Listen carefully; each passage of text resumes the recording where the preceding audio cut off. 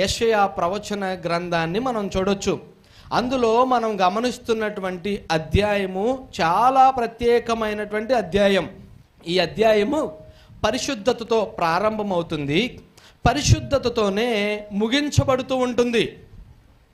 ఈ అధ్యాయము పరిశుద్ధతతో ప్రారంభమవుతుంది, ఈ అధ్యాయము పరిశుద్ధతతో ముగించబడుతూ ఉంది. అందుకనే ఈ అధ్యాయము చాలా ప్రత్యేకమైనటువంటి అధ్యాయముగా మనం చూడాలి. ఈ అధ్యాయమునే ఈరోజు మనకు సమయం ఉన్న కొలది ధ్యానించటానికి ఇష్టపడుతూ ఉన్నాను. అందుకనే మీరందరూ చాలా భక్తి కలిగి శ్రద్ధ కలిగి దేవుడు నాతో ఏం మాట్లాడతారు, అట్టి మాటల చేత నేను తృప్తిపరచబడాలి, అట్టి మాటల చేత నేను కట్టబడాలి, అట్టి మాటల చేత నేను దేవుని సన్నిధిలో దేవునికి ఇష్టమైనటువంటి వ్యక్తిగా మలచబడాలి అన్నటువంటి ఆశతో జిజ్ఞాసతో మనం ఎదురు చూసినట్లయితే ఆ ప్రభువారు మన ఆశను బట్టి మనకున్నటువంటి మనస్సును బట్టి మనతో మాట్లాడి మనల్ని పవిత్రపరిచి మనల్ని ఆయనకు ఇష్టమైన ఒక పాత్రగా మలచటానికి అవకాశం ఉంటుంది. అందును బట్టే దేవుని యొక్క మందిరంలోనికి వచ్చినప్పుడు దేవుడు నాతో ఏం మాట్లాడతారు, ఆయన మాటలకు నేను ఎలా విధేయత చూపించాలి, అట్టి మాటల చేత నేను ఎలా బలపరచబడాలి అన్నటువంటి ఆశ చేత రావాలి. ఏదో మొక్కుబడిగా వచ్చి కాసేపు కూర్చొని అందరూ ఆదివారమున గుడికి వెళ్తారు కాబట్టి నేను కూడా ఒకసారి వెళ్ళి ఆ దేవునికి వందనాలు చెప్పి వచ్చేస్తాను అన్నటువంటి ఆలోచన చేత వచ్చినట్లయితే అది మనకు ప్రయోజనకరమైనటువంటిది ఎంత మాత్రము కాదు.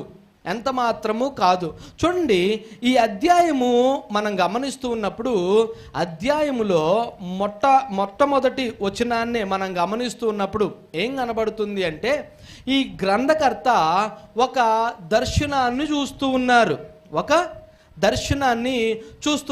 ఆ దర్శనము ఎప్పుడొచ్చింది అన్నటువంటి రెఫరెన్స్ పాయింట్ని మొదటి వచనంలో నుంచే రాయటం ప్రారంభించారు.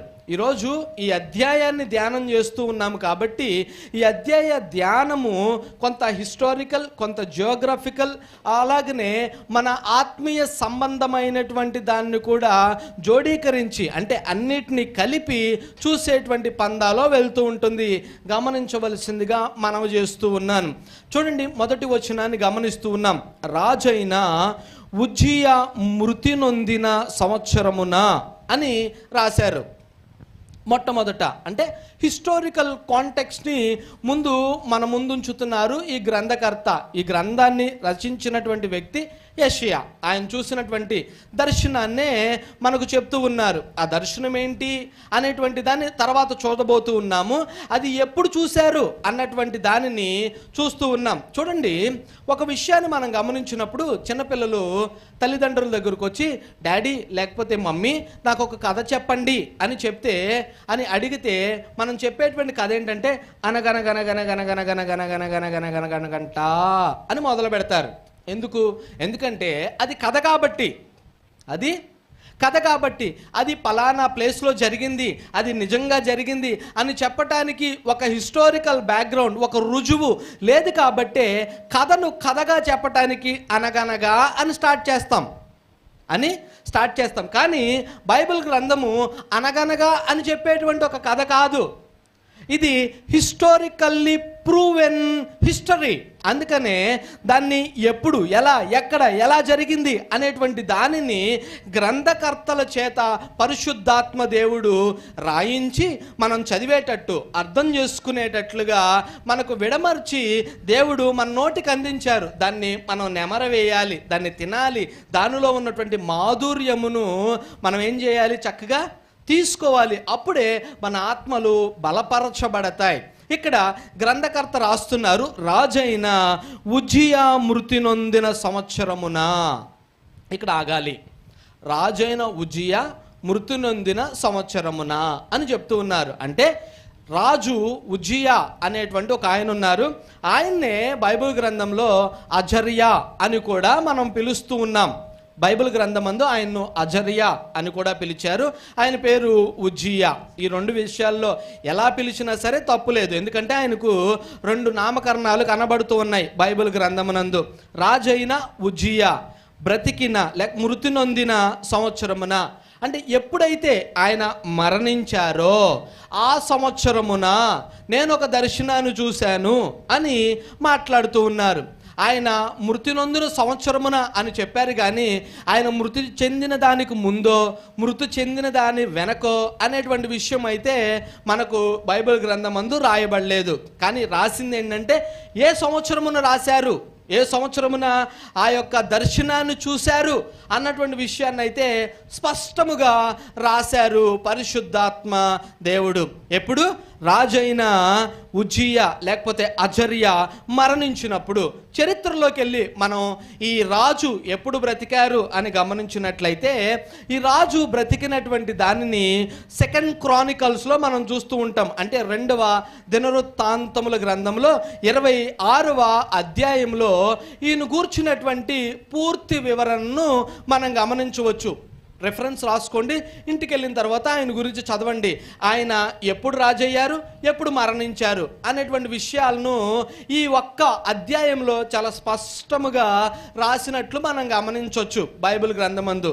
2 క్రానికల్స్ 2వ దినవృత్తాంతముల గ్రంథము 26వ అధ్యాయములో ఆయన గూర్చినటువంటి వివరణ ఉంది.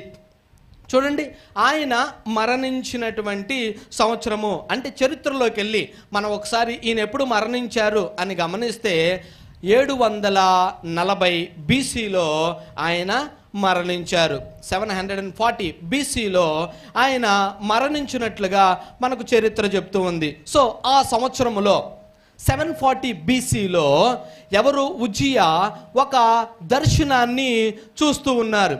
ఇప్పుడు మనకి ఇంపార్టెంట్ థింగ్ ఏంటంటే దర్శనం ఏంటి అనేటువంటిది. మనకు ఆ రాజు ఎవరు, ఎప్పుడు పుట్టారు, ఎలా పుట్టారు అనేటువంటిది పెద్ద ఇంపార్టెంట్ కాదు ఇప్పుడు, ఎందుకంటే మనం చూస్తున్నటువంటి దర్శనాన్ని గురించి. ఆ దర్శనం ఏంటి, దర్శనంలో నుంచి మనం నేర్చుకోవాల్సిందేంటి అన్నటువంటి విషయము మనకు ప్రాముఖ్యమైనటువంటిది కాబట్టి ముందుకు కొనసాగించబడుతూ ఉన్నాం. ఈ ఉజ్జియా అనేటువంటి వ్యక్తిని గురించి కూడా కొంచెం సేపు మీకు చెప్పేసి ముందుకు వెళ్తాం. ఉజ్జియా ముందు రాజు అయినప్పుడు దేవునికి ఇష్టానుసారమైనటువంటి వ్యక్తిగా బ్రతికాడు. దేవుడు అతన్ని ఆశీర్వదించారు, దేవుడు అతన్ని బలపరిచారు. అలాగే బైబిల్ గ్రంథం ఏం రాయబడుతుందంటే ఉజ్జియాను దేవుడు ఏం చేశారు? స్థిరపరిచారంట. ఏం చేశారు? స్థిరపరిచారు. స్థిరపరిచిన పిమ్మట మళ్ళీ బైబిల్ గ్రంథంలో ఇలాగే రాయబడుతుంది. 23వ వచనం మీరు వెళ్ళి చూసుకోండి. ఏం రాస్తారంటే ఉజ్జియాను స్థిరపరిచిన తరువాత ఆయన ఏం చేయటానికి ఇష్టపడ్డారు అంటే దేవుని మందిరంలోనికి వెళ్ళడానికి ఇష్టపడ్డాడు. ఎవరు? ఉజ్జియా అనేటువంటి రాజు దేవుని మందిరంలోనికి వెళ్ళి దేవుని మందిరంలోనికి వెళ్ళటమే కాకుండా యాజకుడు ఏ పనైతే చేయాలో ఆ పనిని తన్ను తానుగా స్థిరపడిన తరువాత చేయటానికి ఇష్టపడి దేవుని సన్నిధిలోనికి వెళ్ళి దేవుని యొక్క దాసులు, దేవుని యొక్క యాజకులు చేయవలసినటువంటి పని చేయటానికి ఇష్టపడ్డాడు. ఎప్పుడైతే ఇలా ఇష్టపడ్డాడో యాజకులు కొంతమంది వచ్చి, రాజైన ఉజ్జియా, నువ్వు చేస్తున్నటువంటి తప్పు, అది ఆపు అని చెప్పారు. అప్పుడు అతను యాజకుల మీద బహురౌద్రము కలిగి చాలా కోపిష్టి వాడయ్యి వారి మీద ఎదురు మాట్లాడటానికి ఇష్టపడినటువంటి వాడిగా ఉండి వారి మీద వాగ్వాదం చేయడం ప్రారంభించాడు. ఎప్పుడైతే ఈ పని చేయటం ప్రారంభించాడో దేవుని యొక్క ఉగ్రత ఈ రాజైన ఉజ్జియా మీదకు రావటం ప్రారంభమైంది. ఏం జరిగిందంటే అతని నసట మీద కుష్టి రావటం ప్రారంభమైంది. ఏమొచ్చింది? కుష్టి రావటం ప్రారంభమైంది. అంతే, తన జీవితకాలం అంతా కుష్టితోనే బ్రతికారు, కుష్టితోనే మరణించాడు. ఒక్క విషయాన్ని సంఘానికి ఈ విషయాన్ని బట్టి గుర్తు చేయాలనుకుంటూ ఉన్నాను. రాజు అయినంత మాత్రాన, పెద్ద ఉద్యోగం ఉన్నంత మాత్రాన, మరొకటి ఆస్తులో అంతస్తులో ఉన్నంత మాత్రాన దేవుని మాటలు వినటానికి, దేవుని యొక్క ఆజ్ఞలను గైకొనటానికి ఇష్టపడేటువంటి వారమై మనం ఉండకపోతే, మనకున్నటువంటి దాన్ని బట్టో, మనకు కలిగినటువంటి దాన్ని బట్టో దేవుని మాటలకు అవిధేయత చూపించేటువంటి వారం అయితే, ఒకవేళ ఉజ్జియాకు పట్టినటువంటి గతి పడితే జీవితకాలము అదే శాపము చేత నడిపించబడేటువంటి అవకాశం ఉన్నది. అందుకనే జాగ్రత్తగా ఉండాలి సంఘ బిడ్డలు, జాగ్రత్తగా ఉండాలి దైవ సేవకులు, జాగ్రత్తగా ఉండాలి తల్లిదండ్రులు, జాగ్రత్తగా ఉండాలి ప్రతి ఒక్కరూ సంఘమునకు వస్తున్నటువంటి వారు. మన ఆచార భక్తితో వచ్చేటువంటి వారమయ్యి అవ్వకూడదు. కానీ అంతేగాని నేను దేవుని మందిరానికి వచ్చాను, అది నేను రాజు అయి ఉన్నాను, నేను అందరినీ నా సముఖానికి తీసుకొచ్చి నడిపిస్తూ ఉన్నాను కాబట్టి నాకు ఇష్టం వచ్చింది నేను చేస్తాను అని వెళ్ళటానికో నడవటానికో సేవకులు ప్రోత్సహించకూడదు, సేవకుల దగ్గర ఉంటున్నటువంటి వారు ప్రోత్సహించబడకూడదు. అలాగనే సంఘములో ఉన్నటువంటి వారు ఎవరు ప్రోత్సహించబడి నడవటానికి వీలు లేదు. అది సేవకులైనా, అది విశ్వాసులైనా, అది పరిచారకులైనా, అది ఎవరైనా సరే దేవుని యొక్క అడుగు జాడల్లో నడవటం ఒకటే వారు చేయవలసినటువంటి పని అని ప్రతి ఒక్కరూ గుర్తు చేసుకోవాలి. దాన్ని వారి హృదయాల మీద రాసుకుని భయము భక్తి కలిగినటువంటి వారుగా దేవుని సన్నిధిలో కూర్చోవడానికి ఇష్టపడినటువంటి వారై ఉండాలి. ఈ రాజైనటువంటి ఉజ్జియా దేవుడు ముందు దీవించిన కొలది దీవెన నొందారు. ఎప్పుడైతే దీవించబడిన తరువాత, స్థిరపడిన తరువాత దేవుని యొక్క ఆజ్ఞను మీరి దేవుని మీద ఎదురు తిరిగేటువంటి పరిస్థితిని తెచ్చుకుని జీవితకాలం అంతా రోగిష్టిగా ఉండి మరణించి తన జీవితాన్ని ముగించుకున్నారు. దీన్నే మనం ఇక్కడ చూస్తూ ఉన్నాం. రాజైన ఉజ్జియా మృతి నొందిన సంవత్సరమున. ఇప్పటి నుంచి చాలా జాగ్రత్తగా వినాలి. ఏమైంది? ఆయన మరణించిన తరువాత ఏమైంది? ఆ కాలంలో ఎవరు ప్రవక్తగా ఉన్నారు అంటే యెషయా ఆ ప్రవక్తగా కనబడుతూ ఉన్నారు. ఆయన ఒక దర్శనాన్ని చూస్తూ ఉన్నారు. ఎప్పుడైతే రాజు మృతి నొందారో, ఎప్పుడైతే రాజుకు వ్యతిరేకంగా లేకపోతే దేవునికి వ్యతిరేకంగా ఎదురుదాడి చేసినటువంటి వ్యక్తి మరణించాడో, మరణించిన వెంటనే ఈయనకు ఒక దర్శనం వచ్చింది. ఈయన ఒక దర్శనాన్ని చూడటం ప్రారంభించారు. ఆ దర్శనము ఏమిటి అని మనం గమనిస్తూ ఉన్నట్లయితే, అత్యున్నతమైన సింహాసనం నందు ప్రభువు ఆసీనుడై ఉండగా నేను చూచి తిని. ఏం చూశారు? అత్యున్నతమైన సింహాసనమునందు ప్రభువు ఆసీనుడై ఉండగా నేను చూచి తిని. అంతేకాదు, ఆయన చొక్కాయి అంచులు దేవాలయమును నిండుకొనెను. అందరూ ఒకసారి గట్టిగా చప్పట్లు కొడతారా? ఏమి నింపబడి ఉన్నాయండి దేవుని మందిరములో? ఆయన చొక్కాయి యొక్క అంచులు దేవుని యొక్క మందిరము మీద దిగి ఆ మందిరము యొక్క పరిస్థితిని అంతటిని, లేకపోతే ఆ ప్లేస్ అంతటిని ఆయన యొక్క చొక్కాయి నింపబడి కనబడుతూ ఉంది. ఈరోజు మందిరాల్లో రకరకాలైనటువంటి వాటితో నింపబడి ఉంటాయి. కొంతమంది మందిరాలను రాక్ బ్యాండ్తో నింపుతారు. ఇక ఊగిపోవటమే వచ్చి దేవుణ్ణి ఆరాధిస్తున్నారు అనేటువంటి విషయాన్ని మర్చిపోయి, పరిస్థితులను మర్చిపోయి, దేవుని హృదయానికి మన హృదయాన్ని కలపాలి అన్నటువంటి విషయాన్ని మర్చిపోయి వస్తున్నటువంటి మ్యూజిక్కో వస్తున్నటువంటి దానికో ఊగిసలాడుతున్నటువంటి పరిస్థితే కనబడుతుంది తప్ప ఆ బ్యాండ్ వాయిస్తూ ఉన్నప్పుడు ఏ వ్యక్తి హృదయము కదిలించబడక కన్నీటి నుంచి ఒక చిన్న కన్నీటి బొట్టు కూడా రాలనటువంటి దౌర్భాగ్యమైనటువంటి ఆరాధనలు ఈరోజు మనం చూస్తూ ఉన్నాం. దేవుడు కోరుకుంటున్నటువంటిది అది కాదు. దేవుని యొక్క చొక్కాయి అంచులు దేవుని మందిరంలో నింపబడాలి అంటే ఆయన మహిమ, ఆయన యొక్క ప్రభావము దేవుని మందిరంలో నింపబడాలి అని కోరుకుంటూ ఉన్నారు. అది మనం కావాలి అని కోరుకోవాల్సింది. అయ్యా, మీ ప్రభావము మా మందిరంలో ఉండాలి, మీ శక్తి మా మందిరంలో ఉండాలి, మీ మహిమ మా మందిరంలో ఉండాలి, మీ యొక్క జీవితము మా జీవితాలను కట్టేటువంటిదిగా ఉండాలి, మీరు నడిపించేటువంటి నేర్పించేటువంటి మీరు మమ్మల్ని చూస్తున్నటువంటి విధానములో మేము నడిచేటట్లుగా మేము ఉండాలి. ఇది మనం కోరుకోవలసినటువంటిది. కొంతమంది దేని కొరకు నింపబడతారంటే దేవుని మందిరానికి వస్తే మా రోగాలు పోతాయి, దేవుని మందిరానికి వస్తే మా అప్పులు తీరిపోతాయి, దేవుని మందిరానికి వస్తే మాకున్నటువంటి ఇరుకులన్నీ విశాలంగా మార్చబడతాయి, మేము దేవుని మందిరానికి వస్తే అది జరిగిద్ది ఇది జరిగిద్ది ఏదేదో జరిగిద్ది అని మందిరానికి వచ్చేటువంటి వారు లేకపోలేదు. అలాంటి వారు ఒకవేళ ఉంటే చెప్తూ ఉన్నాను, దేవుడు అద్భుతాలు చేయనటువంటి దేవుడు కారు. ఖచ్చితంగా ఆయన అద్భుతాలు చేసేటువంటి దేవుడే, ఆశ్చర్య కార్యాలు జరిగించేటువంటి దేవుడే, మృతులను సహితము లేపినటువంటి దేవుడే. కానీ దానికోసం రాకూడదు. మనం దేనికోసం రావాలి? ఆయన ప్రసన్నతను పొందుకోవటానికి రావాలి, ఆయన్ను ఘనపరచటానికి రావాలి, ఆయన మహిమపరచటానికి రావాలి. ఇంకొద్దిసేపట్లో ఎలా మహిమపరచాలి, ఎలా ఘనపరచాలి అన్నటువంటి విషయాన్ని కూడా గమనిస్తాము. దేని చేత నింపబడాలి? ఆయన యొక్క చొక్కాయి నుండి వస్తున్నటువంటి మహిమ దేవుని మందిరము నింపబడాలి, దాని చేత నింపబడినటువంటి వారమై రావాలి. కొంతమంది దేవుని మందిరానికి వస్తూ ఉంటారు, హృదయం అంతా పలు రకాలైనటువంటి వ్యసనాల చేత, పలు రకాలైనటువంటి ఇబ్బందుల చేత, పలు రకాలైనటువంటి దుర్వాసన చేత ఈ మందిరంలోనికి వచ్చి కూర్చుంటూ ఉంటారు. అంటే నేను హృదయము గూర్చినటువంటి దాన్ని చెప్తూ ఉన్నాను, శరీరమును గూర్చి మాట్లాడట్లేదు. ఈ హృదయం అంతా లోక సంబంధమైనటువంటి దాని చేతే నింపబడిపోయి ఉంటుంది.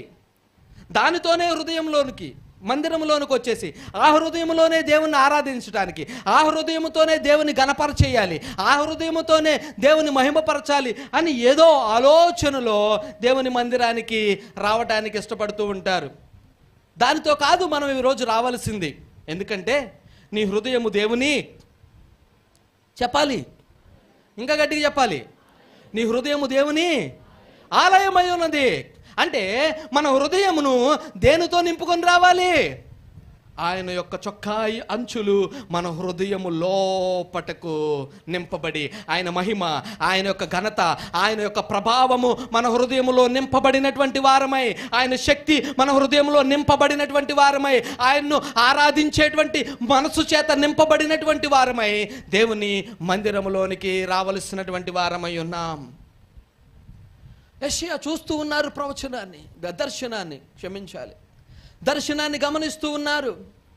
ఆయన యొక్క చొక్కాయి అంచులు దేవుని మందిరం మీదగా, ఆలయం మీదగా నింపబడినట్లుగా చూస్తూ ఉన్నారు.